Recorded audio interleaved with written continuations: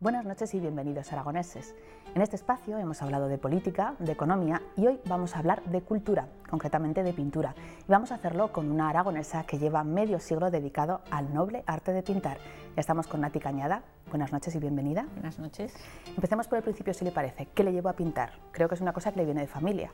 Sí. Creo que la genética aquí es muy importante. Mi padre era pintor. Mucha gente lo conocerá, lo habrá conocido, era Alejandro Cañada, que además tenía un estudio de pintura por el cual pasaron muchísimos pintores aragoneses. Y luego la otra generación, mi hermana es pintora, yo soy pintora, nuestras hijas son pintoras también, la hija de otro hermano y mi hija también es pintora. Tenemos también músicos, compositores, guitarristas, violinistas. O sea que hay por ahí el arte en la sangre, ¿no? Sí, seguro. Usted es natural de Oriete, de Teruel, Sí. pero lleva mucho tiempo afincada en Madrid. Sí. ¿Qué siente cuando viene aquí a Aragón? Pues muchísima emoción, además lo digo de verdad, pero no solamente cuando vengo a Aragón, sino cuando en Madrid oigo cualquier cosa relativa, las jotas. El otro día estaba haciendo zapping aquí en Zaragoza y encontré un programa que cantaban jotas, entonces para mí no había otro sitio donde pararse que oír las jotas. De todas maneras no ha perdido los vínculos con Aragón, De ninguna manera. Mira, desde que nací, todos los años durante el mes de agosto, no he fallado ni un solo año a Oliete. Y recuerdo que hace unos años que se inauguró un nuevo ayuntamiento en Oliete y me invitó el alcalde a poner unas líneas en el libro de firmas y le puse, por mi profesión tengo que viajar mucho, conozco sitios maravillosos, pero no cambiaría mi agosto en Oliete por nada del mundo. Y es cierto, es cierto.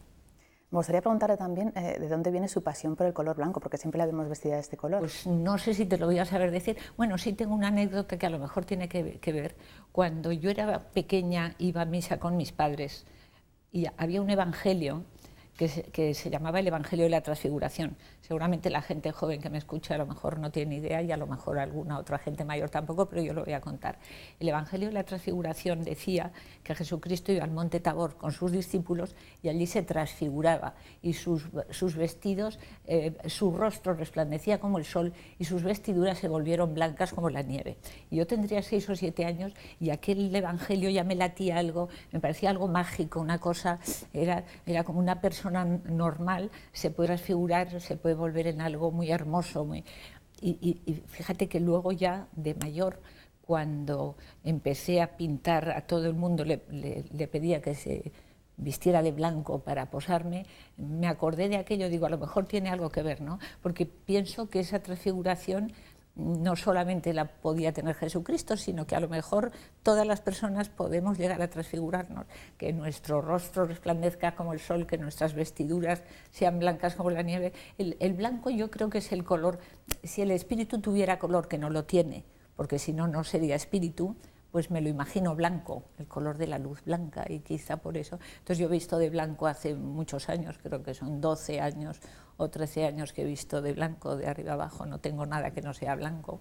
Mi casa es blanca, las cochas, las tapicerías, todas las telas son blancas y casi siempre pido a mis modelos que se visten de blanco para posarme, para pintarles. Ese halo de espiritualidad también está detrás del nombre de su página web, que es El Arte del Espíritu. Sí, ¿Así definiría su pintura? Yo no le he puesto ese nombre, pero en fin, no, me parece bien, sí que lo digan. También hablan de realismo mágico para hablar de sus pinturas. Sí, también me parece bien, no tengo nada que... ¿Cómo lo definiría usted? Es difícil, supongo. Difícil definirlo. Es el arte, o sea, lo que el artista hace, tanto el pintor con sus obras como el músico, es un reflejo de lo que el artista es. O sea, yo no puedo pintar, y os voy a contar otra anécdota. Hace unos años yo estaba en Bolivia, y en el hotel estaba trabajando y me llaman por teléfono. Y me dicen, señora Nati Cañada, acabo de leer en la prensa que está usted aquí, me llamo no sé cómo, soy un pintor chileno y le llamo para decirle que le copio todo lo que puedo y si no le copio más es porque no sé. Entonces me gustaría muchísimo visitarla, enseñarle lo que hago y que usted me diera su opinión. Entonces a mí me picó la curiosidad, no porque quizá haya gente que me copie, pero nunca había habido nadie que me llamara para decirme que me copiaba.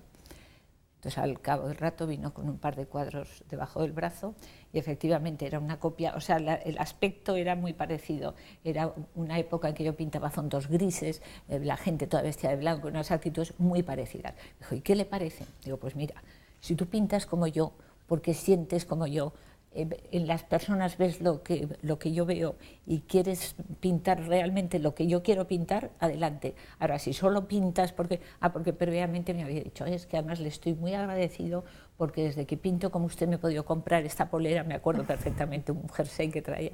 Digo, pero si solo pintas así porque ganas dinero, entonces no te auguro mucho éxito. Entonces, eso venía a la pregunta que me habías hecho. ¿Qué pregunta era? ¿De cómo define su pintura? Sí, pues eso, que la pintura es un reflejo de lo que es la persona. Siempre que tú pintes de acuerdo con lo que tú eres, será auténtica y entonces la gente notará que es una cosa auténtica y quizá le pueda producir emoción. El artista tiene que emocionar, tiene que producir algo, pero da lo mismo que sea alegría, tristeza, belleza, fealdad, pero algo, tiene que emocionar. Su primera exposición individual fue en Barcelona en 1973. Sí. Desde entonces lleva más de 70 exposiciones individuales. ¿Cómo ha evolucionado su pintura? Voy a contar otra anécdota que mucha gente no sabe.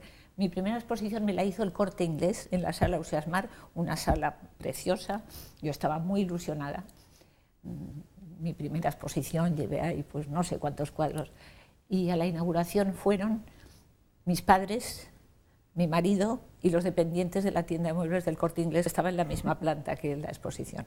Entonces yo esto quiero animar a los pintores jóvenes porque si yo ese día me hubiera desanimado, luego lloré mucho. Cuando llegué a casa lloré mucho porque claro, no me conocía a nadie, no sé la promoción que me harían, pero poquísima gente. Pero yo quería seguir pintando y seguir y ahí. Luego ya, mira, la exposición que tengo ahora, pues anteayer creo que fue el sábado, la chica que estaba con el aparatito que mide la gente que entra dice se me ha debido estropear porque en 2 horas 1.500 personas es mucho. Entonces es un poco la evolución de...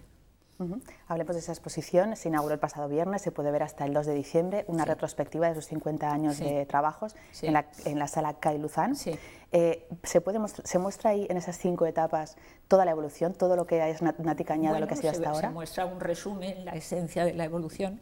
Yo recomiendo a la gente que vaya que entre por la izquierda, porque va por orden cronológico. Entonces por la izquierda empieza a ver cuadros de los años 50, de los años 50 yo creo que hay alguno, empecé muy joven. Y es una evolución que, claro, es la evolución de la pintura que está de acuerdo con la evolución de la persona. O sea, también mi padre era pintor y le gustaba mucho mi primera etapa.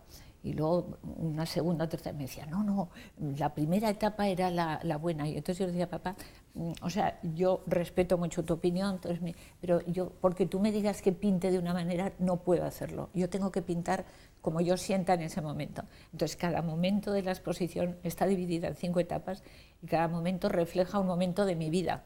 Está la primera etapa que llamo, si quieres que nos extendamos un poco en la exposición. Le iba a preguntar por esas 5 etapas. La primera etapa se llama formación y deformaciones. ¿Por qué? Pues porque es la formación en el estudio de mi padre, luego yo hice la carrera de Bellas Artes en Madrid y en Valencia y en la Escuela de Valencia, y esa es la época de formación. A continuación viene la etapa de deformación. Todo aquello que yo había aprendido en la escuela, en el estudio de mi padre, tengo la necesidad de olvidarlo para pintar otra serie de cosas. Entonces es una época que a mucha gente le llama la atención porque no tiene nada que ver con la pintura que hago ahora. Es una serie de figuras deformadas, de color por el color, la forma, es una etapa muy distinta. Esa etapa tampoco se quedó ahí, yo evolucioné. Y luego la segunda década, porque está dividida en 5 décadas, son 50 años de pintura dividida en 5 décadas. La segunda etapa se llama familia. Entonces me casé, tuve hijos, entonces pues ya todos los cuadros son pues familias, hijos, marido, madre, padre, pero no solamente mis hijos, sino también mi familia anterior. Y aquí hay otra cosa que os voy a contar. En la segunda época de familia hay un cuadro que se llama Pretérito Pluscuamperfecto, que es una familia de cuando yo era niña, mis abuelos, mis padres, todos vestidos de oscuro, muy serios, muy austeros, y delante yo vestía de primera comunión con el traje blanco, el velo transparente, con una cara muy inocente, y ese cuadro lo hice para un concurso de pintura que había entonces, que se llamaba el concurso de pintores jóvenes de blanco y negro. Y claro, yo tendría menos de 35 años porque el concurso era hasta los 35 años. Y yo estaba buscando fotos o motivos para pintar el cuadro, y cuando vi esa foto me impactó muchísimo el contraste entre esa seriedad, esa oscuridad y la niña de blanco.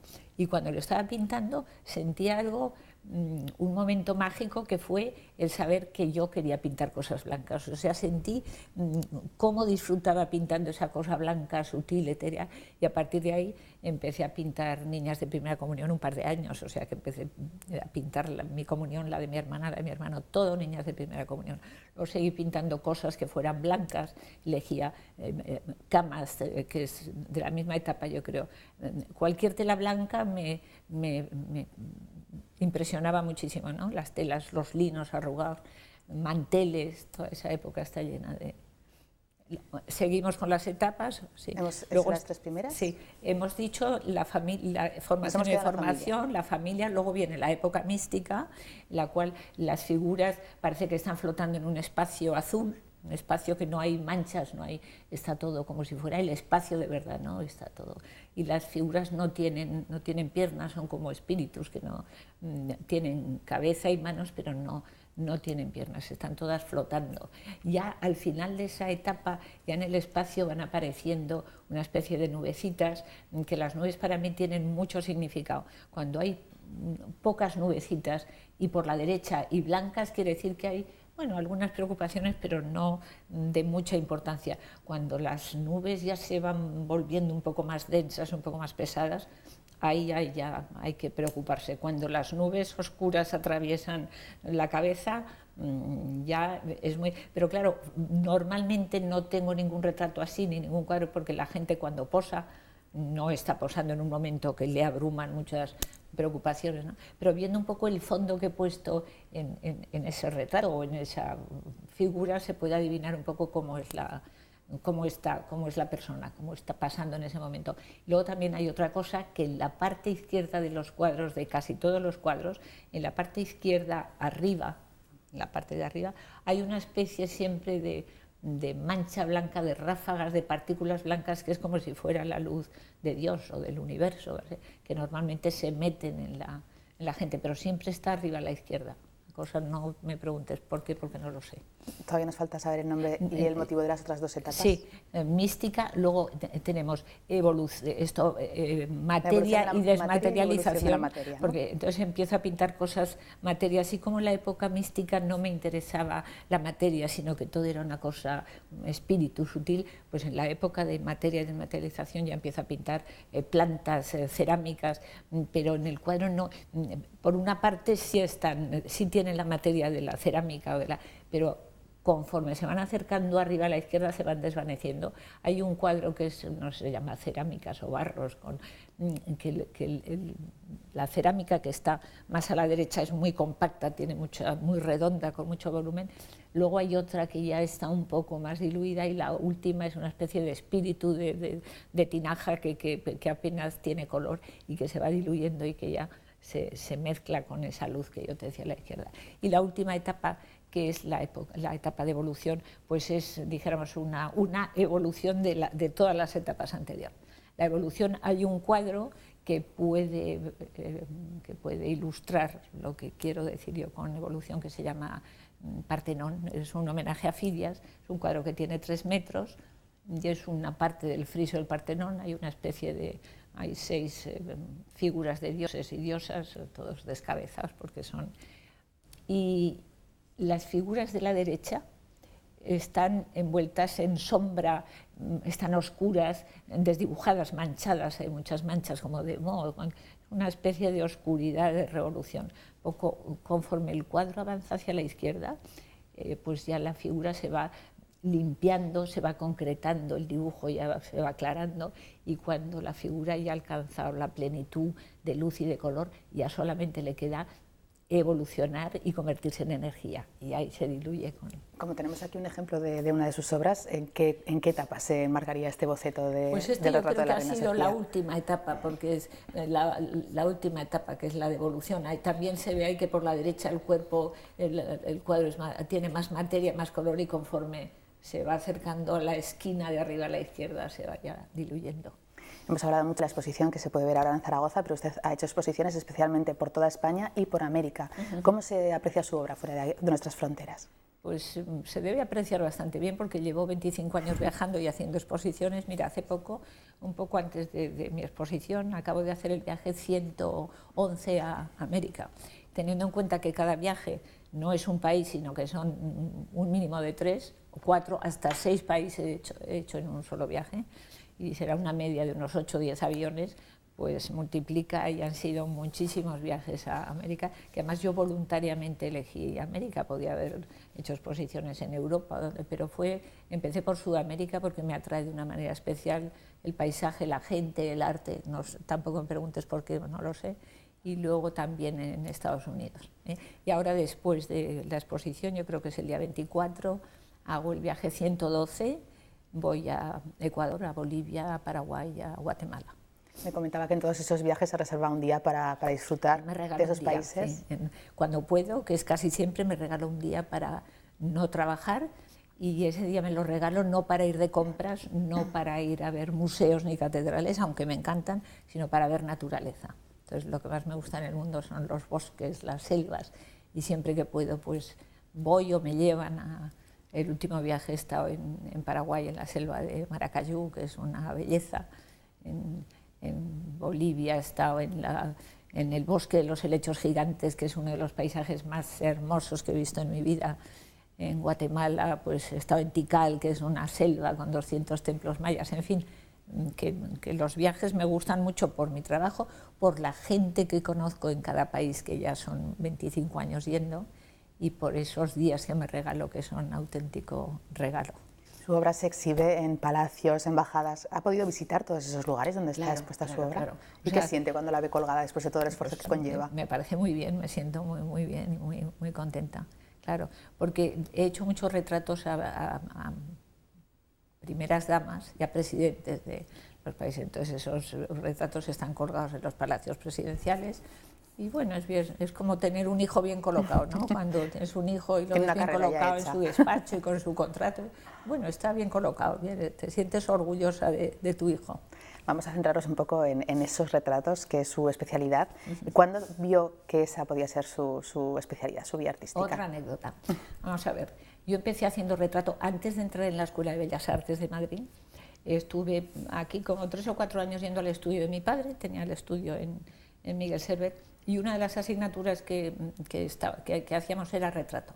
El retrato era una sala una sala no muy grande, cuadrada, con una tarima en el centro, donde se sentaba el modelo de turno, y las poses duraban una semana a razón de 2 horas diarias. Entonces nosotros empezábamos el lunes una pose nueva, y todos los días 2 horas, 2 horas, 2 horas, hasta el sábado, que acabábamos la pose, y a la semana siguiente cambiábamos de modelo. Bueno, pues un lunes de aquellos en los cuales la inspiración a lo mejor me debía rondar cerca. Recuerdo además quién estaba posando, que era una compañera, porque normalmente posábamos los alumnos, era una compañera del estudio, se llama Celia Oroz, que actualmente está casada con el director de cine Vigas Luna. Bueno, pues ella estaba sentada, y me acuerdo que empecé a pintar, y de repente me invadió una especie de furia, por llamarlo de alguna manera, de tal manera que empecé a pintar muy deprisa.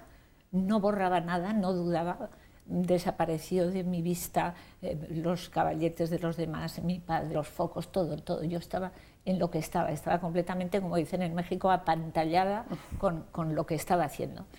Entonces, cuando me di cuenta, había acabado el retrato, pero solamente había pasado 1 hora. Entonces dije, bueno, pues voy a seguir, me coloqué, puse el caballete en otro ángulo y empecé un segundo retrato de la modelo.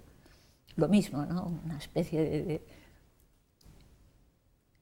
Acabé el retrato y todavía empecé un tercer retrato que acabé a las 2 horas. Y cuando pasaron las 2 horas, yo había acabado 3 retratos. Entonces yo estaba exhausta, pero feliz, claro. Entonces le enseñé a mi padre los retratos. Mi padre era muy crítico conmigo, sobre todo. Yo le llevé los retratos a ver, bueno, le llevé, él andaba dando vueltas y lo vio, y recuerdo que vio los retratos, me miró complacido y me dijo, tú harás algo en retrato. Entonces, en aquel momento, bueno, o quizá antes, pero ese momento fue un poco como el espaldarazo, ¿no? Que te dicen, sí, tú vales para esto, y ahí empecé y ahí he seguido, y de esto te estoy hablando hace pues casi 50 años. Aparte de su propia técnica o la etapa que esté atravesando, cada vez que se pone delante de un retratado, ¿requiere una actitud distinta dependiendo de cómo sea esa persona? No una técnica, sino una actitud. O sea, hay que ponerse en sintonía con el modelo.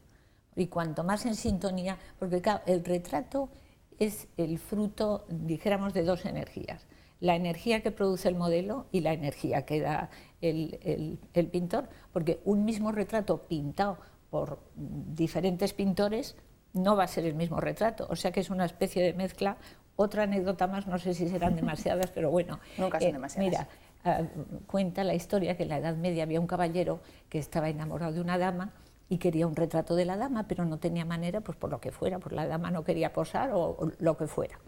Entonces, como él quería tener un retrato, él era muy observador y escribió un minucioso retrato escrito, pues tiene los ojos de tal tamaño, de tal color, los pómulos, muy detallado. Y mandó que se les hiciera llegar a los 100 mejores pintores del reino. Y al cabo del tiempo, los pintores empezaron a mandar los retratos al caballero. Todos se parecían a la descripción que había hecho el caballero, pero no se parecían entre ellos porque faltaba el elemento artista. Cada artista había puesto su energía particular, su visión particular, y eso es lo que pasa. Cuando el pintor se supone que tiene que tener una sensibilidad especial porque si no, no sería ni pintor ni retratista. Entonces algo se pone en marcha que hace que mi energía se mezcle con la tuya y al final, y cuanto más entendimiento hay entre las dos, pues mejor será el resultado. Ha tratado casi todos los miembros de la familia real. ¿Qué siente cuando le llaman a la zarzuela a hacer un nuevo retrato? Pues me siento muy bien. Hace poco vi a la reina en un acto, fue en una inauguración en algún sitio, me acuerdo que le dije, señora, me gustaría mucho que me volvieran a hacer un encargo de vuestra majestad para poder verla más tiempo, porque hace años que no le hago. Me gusta mucho ir y me reciben muy bien y estoy muy contenta de poderles ver. Ha retratado a todo tipo de artistas, a Michael Jackson, a Gabriel García Márquez, a la baronesa Thyssen. Incluso dice que va a escribir un libro sobre este asunto. Estoy en ello. Empecé hace unos años a escribir algo sobre el retrato, pero sin ánimo de citar a nadie. Empecé a escribir sobre el retrato, como había empezado, que me parece, técnicas, en fin, una cosa, un poco de teoría del retrato. Y luego se me ocurrió el añadir alguna anécdota de algún retrato que había hecho. Y ahí empecé a contar personajes y me salieron 50 personajes, empezando por los Reyes, García Márquez, Michael Jackson. Entonces, como siempre que alguien me ha posado, pues he ido con mi libro de firmas y me ha escrito un autógrafo, que es muy interesante. Pues en el libro incluyo el autógrafo, las palabras que ese personaje me ha dedicado. Luego tengo una foto del personaje conmigo y otra foto del cuadro. Y entonces ese libro, dijéramos, está en boceto. Todavía no se ha editado, pero en fin, es una cosa que pienso que puede tener interés, no tanto por mí, sino por los personajes que están en ¿Nos puede contar alguna anécdota de alguno de sus retratados? ¿Cuál es el retrato que más le ha gustado hacer o el que más dedicación le ha puesto? Anécdota puedo contar, quizá no por el personaje, sino por toda la historieta que lo rodea, el retrato de Michael Jackson. Ese fue un retrato muy... Yo tenía muchas ganas de pintarlo, hasta tal punto que no sabía inglés, ahora sé poquísimo inglés también, pero empecé, cuando supe que iba a pintar a Michael Jackson, empecé a aprender un poco de inglés para poder hablar con él. Yo conocí, le hice un retrato en el año 90, creo que fue, 89, hice una exposición en Los Ángeles, en la oficina de turismo, y ahí fue un médico que me encargó un retrato de un doctor que se llama Dr. Hoffling, que es un cirujano estética famosísimo en Los Ángeles, y le hice el retrato a este Dr. Hoffling y lo colocó en su oficina. Allí los despachos o las consultas se llaman oficinas. Y él era muy amigo de Michael Jackson, no el cirujano de estética que le había operado, sino que era amigo personal. Y Michael Jackson creo que fue un día a la oficina y vio el retrato. Los de ahora son blancos, pero los de entonces mis retratos eran blanquísimo. Y siempre digo en broma que debió ser que Michael Jackson lo vio y dijo, ¿quién es esta pintora? Que la busquen, que quiero que me pinte. Y efectivamente me llamó este doctor y me dijo que, bueno, pasaron varios años y una noche estábamos cenando en Los Ángeles con este doctor y otras personas y me dijo, ¿qué te parecería que mañana te posara Michael Jackson? Pues me parecería estupendo, pues te va a posar a las 7 de la mañana porque viene de París de grabar un disco y tiene un par de horas y ahí te va a posar, y te va a posar en mi casa. Y muy bien, pues me acuerdo que me dijo, era una cena, yo llevaba un collar así un poco espectacular y me dijo, ponte discreta porque Michael Jackson es muy tímido. Yo entonces, pues sí, entonces vestía de negro, no vestía de blanco. Y allí estuve a las 7 de la mañana, apareció Michael Jackson con una gabardina, un sombrero y entonces recuerdo que yo había ido a un concierto que Michael Jackson había dado en el Vicente Calderón en Madrid, cuando supe que lo iba a pintar, a ver lo que me transmitía como persona, ¿no? Y aquello era, yo no suelo ir a ese tipo de conciertos, pero era un espectáculo pues, lleno de láser, de música, de ruido, de fuerza, de cuero negro, y ya tenía una idea más o menos de cómo quería pintar a Michael Jackson. Pero cuando lo vi aparecer aquel día en Los Ángeles, con la gabardina, el sombrero, unas gafas oscuras, y luego llevaba una camisa blanca, se quitó la gabardina porque yo había pedido que me posara con camisa blanca, y me pareció una persona absolutamente distinta a lo que yo había visto en él. O sea, el personaje no tenía nada que ver con la persona. Una persona muy delicada, muy frágil, que andaba muy despacito, que te daba la mano con mucha suavidad, con una vocecita que apenas se lee. Entonces, cuando lo vi dije, no, el retrato tiene que ser de otra manera. Y lo pinté, pues recuerdo, con una camisa blanca, un poco triste, era una persona triste, un artista tremendo, se daba la sensación de estar delante de una persona muy sumamente especial, que algún periodista me preguntó, ¿era una persona cercana? Y yo dije, mira, cualquier calificativo menos eso, no era nada cercano, era muy educado, muy amable, pero estaba en otro mundo. Entonces me preguntó si me gustaría conocer Neverland. Yo dije, pues encantada, me encantaría. Pues bueno, pues cuando vengas, pues preparamos una visita. Entonces uno de los viajes que fui a Los Ángeles, fui a Neverland, por cierto, una serie de medidas de seguridad, no le podía decir a nadie dónde estaba, un fax con el plano, muchas medidas de seguridad. Y cuando llegué, pues que había una puerta, o sea, nada espectacular, una cosa muy normalita para que la gente no le llamara la atención. Y cuando entramos, le pregunté a la guía, ¿dónde están los demás invitados? Porque no había ningún coche.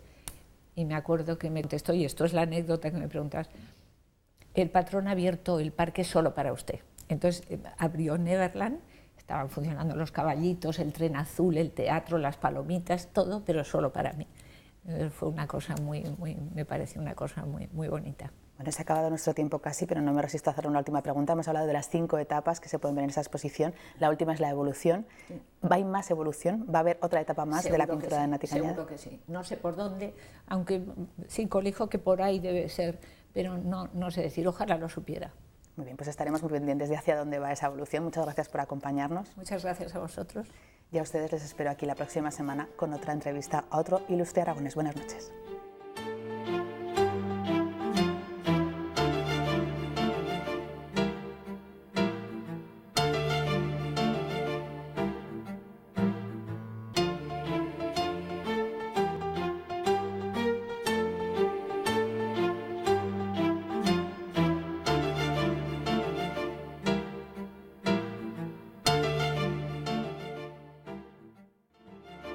El Gobierno de Aragón ha patrocinado este programa.